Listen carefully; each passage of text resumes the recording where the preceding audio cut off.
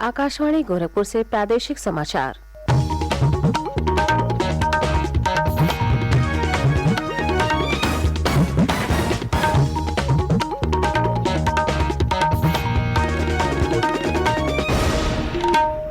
नमस्कार। समाचार बुलेटिन के साथ मैं सोनी निगम। पहले मुख्य समाचार। प्रदेश विधानमंडल का शीतकालीन सत्र अनुपूरक बजट पारित होने के साथ कल अनिश्चितकाल के लिए किया गया स्थगित। लखीमपुर खीरी के तिकुनिया कांड के 13 अभियुक्तों पर आरोप तय। 16 दिसंबर को अभियोजन पक्ष पेश करेगा सबूत। नगर विकास मंत्री ए.के. शर्मा ने कहा है कि नगर सुशोभन अभियान से शहरों को बनाया जाएगा सुंदर और भव्य। और भारत रत्न बाबा साहब डॉक्टर भीमराव आम्बेडकर के महापरिनिर्वाण दिवस पर मुख्यमंत्री योगी आदित्यनाथ ने श्रद्धा सुमन किए अर्पित। कहा, प्रधानमंत्री के नेतृत्व में बाबा साहब से जुड़े 5 प्रमुख तीर्थ स्थलों को पंच तीर्थ के रूप में किया गया है विकसित।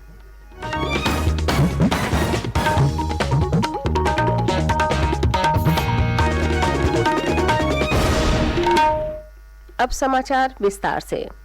विधानमंडल का शीतकालीन सत्र कल वर्ष 2022-23 के लिए अनुपूरक बजट को पारित करने के साथ ही अनिश्चितकाल के लिए स्थगित कर दिया गया। विपक्षी दलों के सदस्यों ने सदन की कार्रवाई को निर्धारित अवधि से एक दिन पूर्व ही समाप्त करने का विरोध किया और नारेबाजी की। वित्त मंत्री सुरेश कुमार खन्ना ने सत्र के पहले दिन 33,769 करोड़ रुपए से अधिक का अनुपूरक बजट सदन के पटल पर रखा था। कल दोनों सदनों में इस पर विधिवत चर्चा हुई, जिसके बाद ध्वनिमत से इसे पारित कर दिया गया। विधानसभा में अनुपूरक बजट पर चर्चा का जवाब देते हुए मुख्यमंत्री योगी आदित्यनाथ ने कहा कि प्रदेश सरकार प्रधानमंत्री नरेंद्र मोदी के विजन के अनुरूप राज्य को $1 ट्रिलियन की अर्थव्यवस्था बनाने की दिशा में लगातार कार्यरत है। उन्होंने कहा कि उत्तर प्रदेश को देश की अर्थव्यवस्था का ग्रोथ इंजन बनाने के लिए सरकार अनुपूरक बजट लाई है। उन्होंने कहा कि अनुपूरक बजट में आगामी फरवरी माह में होने वाले वैश्विक निवेशक शिखर सम्मेलन को ध्यान में रखते हुए बजट का प्रावधान किया गया है। उन्होंने कहा कि सरकार का प्रयास उत्तर प्रदेश को निवेश का सबसे आकर्षक गंतव्य बनाना है। मुख्यमंत्री ने कहा कि अनुपूरक बजट के साथ ही राज्य के इस वर्ष के कुल बजट का आकार 6.5 लाख करोड़ रुपए हो गया है। उन्होंने कहा कि सरकार निवेश के साथ ही शहरीकरण पर भी ध्यान दे रही है। श्री योगी ने कहा कि स्मार्ट सिटी मिशन के तहत शहरों में सुविधाएं बढ़ाने के लिए भी अनुपूरक बजट में प्रावधान किया गया है। शहरों में इंटीग्रेटेड ट्रैफिक मैनेजमेंट सिस्टम लागू किया जा रहा है। श्री योगी ने कहा कि उनकी सरकार ने राज्य में नए नगर निकायों का गठन किया है। साथ ही शहरों में स्वच्छता पर विशेष ध्यान दिया गया है। मुख्यमंत्री ने कहा कि राज्य की कानून व्यवस्था आज देश भर में नजीर बनी हुई है। सरकार पुलिस सुधार की दिशा में लगातार आगे बढ़ रही है। प्रदेश में सड़क यातायात को लगातार बेहतर किया जा रहा है। उन्होंने कहा कि एक जनपद एक उत्पाद योजना राज्य के निर्यात को बढ़ावा देने में कारगर साबित हुई है। मुख्यमंत्री ने कहा कि वर्ष 2015-16 की तुलना में कल प्रदेश का निर्यात दोगुना हो चुका है। श्री योगी ने कहा कि 5.5 वर्ष पहले राज्य की चीनी मिलें बंद होने की कगार पर थीं, लेकिन आज उत्तर प्रदेश चीनी का निर्यात कर रहा है। उन्होंने कहा कि उत्तर प्रदेश देश में इथेनॉल का सबसे बड़ा उत्पादक राज्य है। मुख्यमंत्री ने भारत को G20 की अध्यक्षता मिलने पर कहा कि देश के लिए ये गौरव की बात है। उन्होंने कहा कि G20 की कुछ बैठकें उत्तर प्रदेश में भी होंगी और अनुपूरक बजट में इस संबंध में भी प्रावधान किया गया है। कल विधानसभा में सपा और कांग्रेस सहित अन्य विपक्षी दलों के सदस्यों ने अनुपूरक बजट लाने के औचित्य पर सवाल उठाया, जिसका जवाब देते हुए वित्त और संसदीय कार्य मंत्री सुरेश खन्ना ने कहा कि सरकार बजट की धनराशि का उचित उपयोग कर रही है। उन्होंने कहा कि सरकार फिजूल खर्ची नहीं करती और कम से कम धनराशि में विकास कार्यों को पूरा कर रही है। लखीमपुर खीरी के तिकुनिया कांड के 13 आरोपियों पर अदालत ने कल आरोप तय कर दिए। अब इनके खिलाफ गवाहों की पेशी होगी और मामले में आगे की सुनवाई चलेगी। 16 दिसंबर को अभियोजन पक्ष सबूत पेश करेगा। आशीष मिश्रा समेत 13 आरोपियों के ऊपर लखीमपुर खीरी की अदालत में आरोप तय किए गए। 3 अक्टूबर 2021 को निघासन क्षेत्र के तिकुनिया गांव में किसानों के प्रदर्शन के दौरान हुई हिंसा में 4 किसानों समेत 8 लोगों की मौत हो गई थी। इस मामले में आशीष मिश्रा को मुख्य अभियुक्त बनाया गया है। होमगार्ड्स दिवस के अवसर पर कल लखनऊ में मुख्यमंत्री आवास पर आयोजित कार्यक्रम में मुख्यमंत्री योगी आदित्यनाथ ने कहा कि प्रदेश में होमगार्ड्स विभाग देश में सर्वश्रेष्ठ मानकों पर कार्य कर रहा है। प्रदेश सरकार होमगार्ड्स के जवानों के हितों और उनकी बेहतरी के लिए कृत संकल्पित है।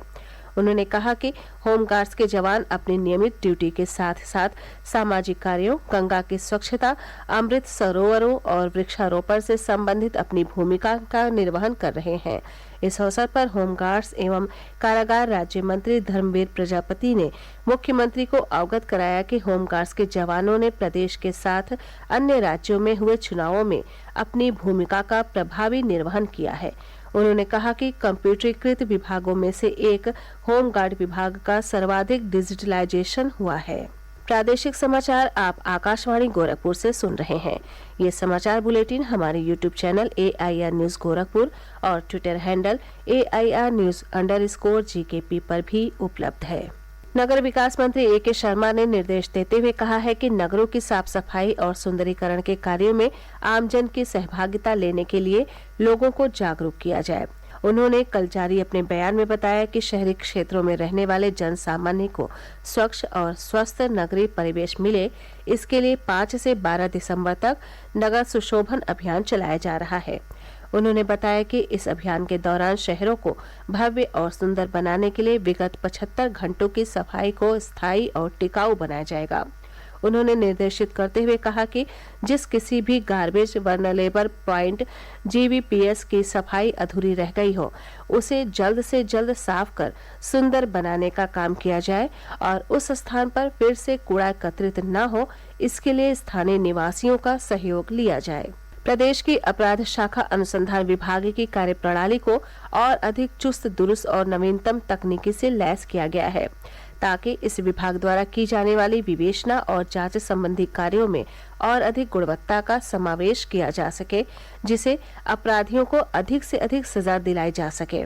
प्रमुख सचिव गृह संजय प्रसाद ने कल लोक भवन स्थित कमांड सेंटर में आयोजित उच्च स्तरीय बैठक में जानकारी देते हुए बताया कि इस सर्विलांस सेल को और अधिक अपग्रेड किए जाने संबंधी कार्य योजना भी तैयार की गई है। प्रदेश सरकार अब प्रदेश के प्राकृतिक स्थलों को इको टूरिज्म के तौर पर दुनिया में पहचान दिलाने जा रही है। सरकार इसके लिए वाराणसी में अंतर्राष्ट्रीय ट्रैवल राइटर्स कॉन्क्लेव का आयोजन कराने जा रही है। इसके साथ ही अंतर्राष्ट्रीय हैंडीक्राफ्ट कॉन्क्लेव का भी आयोजन होगा।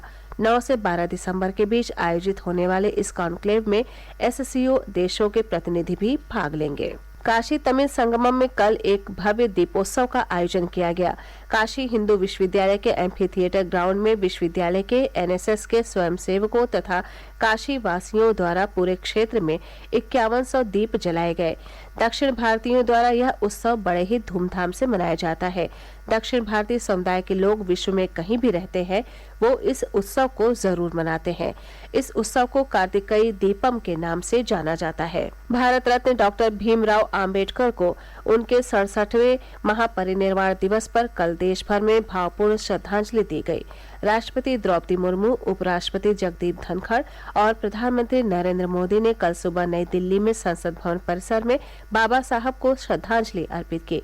लखनऊ में मुख्यमंत्री योगी आदित्यनाथ ने हजरतगंज स्थित बाबा साहब भीमराव आम्बेडकर की प्रतिमा पर माल्यार्पण कर उन्हें श्रद्धांजलि अर्पित की।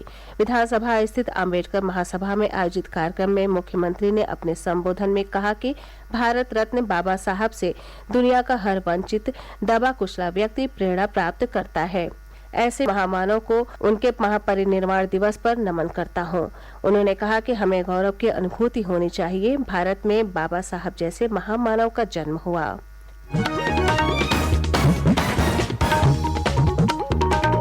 अंत में मुख्य समाचार एक बार फिर। प्रदेश विधानमंडल का शीतकालीन सत्र अनुपूरक बजट पारित होने के साथ कल अनिश्चितकाल के लिए किया गया स्थगित। लखीमपुर खीरी के तिकुनिया कांड के 13 अभियुक्तों पर आरोप तय। 16 दिसंबर को अभियोजन पक्ष पेश करेगा सबूत। नगर विकास मंत्री A.K. शर्मा ने कहा है कि नगर सुशोभन अभियान से शहरों को बनाया जाएगा सुंदर और भव्य। और भारत रत्न बाबा साहब डॉक्टर भीमराव आम्बेडकर के महापरिनिर्वाण दिवस पर मुख्यमंत्री योगी आदित्यनाथ ने श्रद्धा सुमन किए अर्पित।